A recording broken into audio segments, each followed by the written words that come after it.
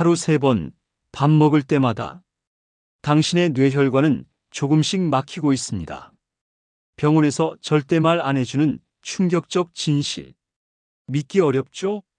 하지만 지금 이 순간에도 당신의 뇌혈관은 안에서 서서히 막히고 있습니다. 이상하게 요즘 손이 자주 저리죠? 아침에 일어날 때 머리가 묵직하고 어지러워요. 젓가락질하다 힘이 빠지고 계단 오를 때 숨이 찹니다. 나이 들어서 그렇지 하고 넘기죠? 아닙니다. 그건 뇌가 보내는 마지막 경고입니다. 뇌경색은 갑자기 오지 않습니다. 수년 동안 당신의 밥상에서 서서히 만들어집니다. 문제는 그걸 병원에서 아무도 말해주지 않는다는 것입니다. 병원에 가면 혈압약, 콜레스테롤 약을 줍니다. 수치가 조금 내려가면 안심하죠. 그런데 1년 뒤, 2년 뒤 갑자기 쓰러집니다. 의사는 말합니다. 혈관이 막혔어요. 아니, 약도 먹고 운동도 했는데 왜요? 그때 의사가 조용히 한마디 하죠. 식습관, 특히 나트륨 때문일 가능성이 큽니다. 그제서야 깨닫습니다. 내가 매일 손으로 집어들던 그 습관, 그게 내 혈관을 막고 있었던 겁니다. 이제부터 말씀드릴 내용은 불편할 수도 있습니다. 하지만 저는 환자 수천 명을 보며 확신했습니다. 뇌경색의 진짜 원인은 병원 안이 아니라 당신의 부엌에 있습니다. 그리고 그 안에 당신의 뇌를 서서히 막는 하얀 범인이 있습니다. 오늘 그 이야기를 하겠습니다.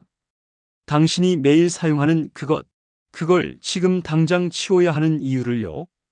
오늘은 제가 진료실에서 가장 자주 만나는 왜 나한테 뇌경색이 생겼을까 하는 환자분들의 공통점을 말씀드리겠습니다.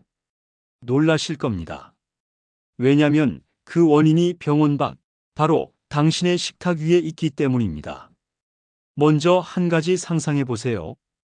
아침에 일어났는데 손에 힘이 들어가지 않습니다. 숟가락을 놓칩니다. 거울을 보니 입이 한쪽으로 처져 있습니다. 말이 꼬이고 시야가 흐려집니다. 대부분 이렇게 말하죠. 피곤해서 그런가 보다. 아닙니다. 그건 뇌가 보내는 마지막 경고입니다. 뇌혈관이 막히면 뇌세포는 단 3분 만에 죽기 시작합니다. 3시간 이내에 치료하지 못하면 평생 마비나 언어장애를 남기고요. 대한민국에선 10분마다 1명씩 뇌경색으로 쓰러집니다. 그중 3명 중 1명은 사망하고 절반 이상이 후유증을 갖고 살아갑니다. 한 사례를 소개해 드릴게요. 봄이었어요. 68세 여성 박정순 씨. 고혈압 약을 10년째 드시던 분이었죠. 그날도 평범한 아침이었습니다. 세수를 하는데 왼손 감각이 이상했습니다. 물 온도가 왜 안 느껴지지? 거울을 보니 입꼬리가 약간 내려가 있었어요. 그녀는 그냥 피곤해서 그렇겠지 하고 넘어갔습니다. 하지만 이 시간 뒤 팔에 힘이 완전히 빠졌고 말이 꼬이기 시작했습니다. 응급실에 도착했을 때 의사가 말했습니다. 지금 뇌혈관이 90% 막혔습니다. 30분만 늦었어도 영구마비가 왔을 겁니다. 박정순 씨는 간신히 살았습니다. 그날 이후 그녀의 식탁이 완전히 바뀌었습니다. 제가 진료실에서 가장 자주 듣는 말이 있습니다. 선생님, 저는 건강하게 먹어요. 담배도 안 피우고요. 맞습니다. 그런데도 혈관은 계속 막힙니다. 왜 그럴까요? 약은 증상을 낮출 뿐 원인을 없애지 못하기 때문입니다.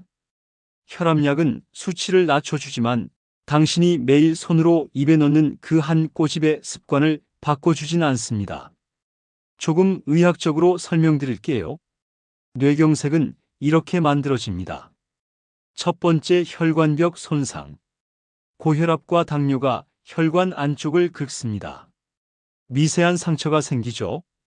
두 번째, 염증과 찌꺼기 축적. 그 틈에 콜레스테롤이 달라붙고 염증이 일어납니다. 그게 바로 플라크입니다. 세 번째, 혈관이 좁아짐.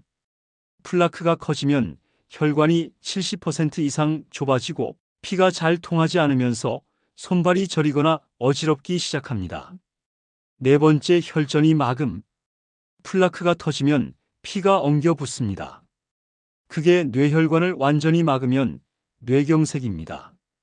이건 하루아침에 생기지 않습니다.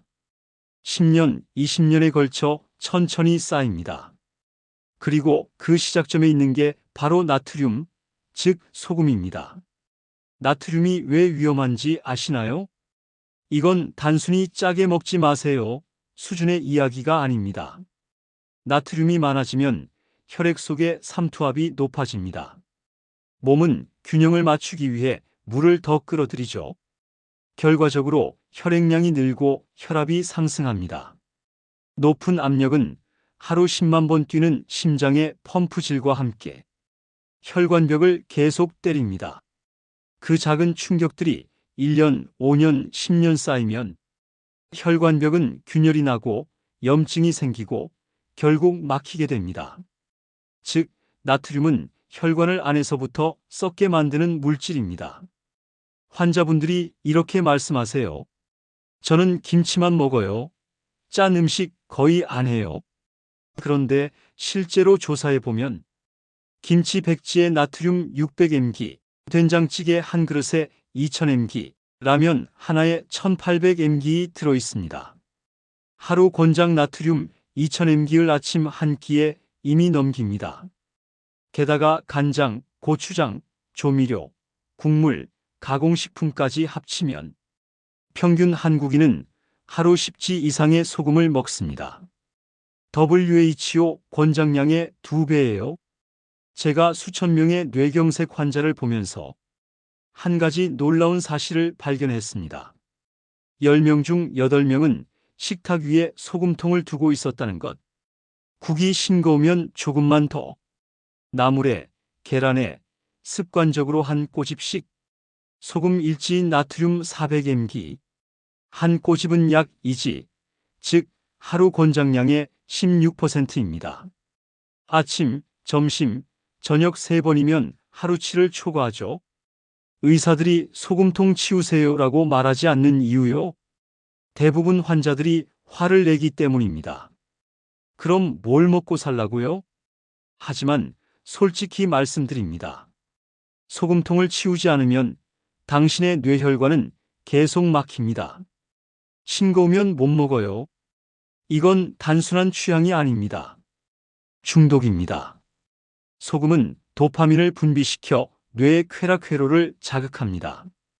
짠맛에 익숙해지면 더 짜야 만족합니다. 그래서 점점 더 많이, 더 자주 찾게 되죠. 하지만 미각세포는 2주마다 재생됩니다. 즉, 2주만 줄여도 혀가 바뀝니다. 박정순 씨는 이렇게 말했습니다. 처음엔 밍밍했는데 3주쯤 되니까 나물의 단맛이 느껴졌어요. 혀는 적응합니다. 지금부터라도 바꾸면 늦지 않습니다. 혈압약은 혈압을 조절할 뿐 혈관을 회복시키진 못합니다. 실제 연구에서 혈압약을 복용하면서 나트륨을 하루 10지 넘게 섭취한 사람은 5지 이하로 줄인 사람보다 뇌경색 위험이 2.5배 높았습니다. 약은 도구입니다. 습관이 약보다 강합니다. 첫째, 소금통을 식탁에서 치우세요. 눈에 보이면 손이 갑니다. 꺼내기 번거로운 곳으로 옮기세요.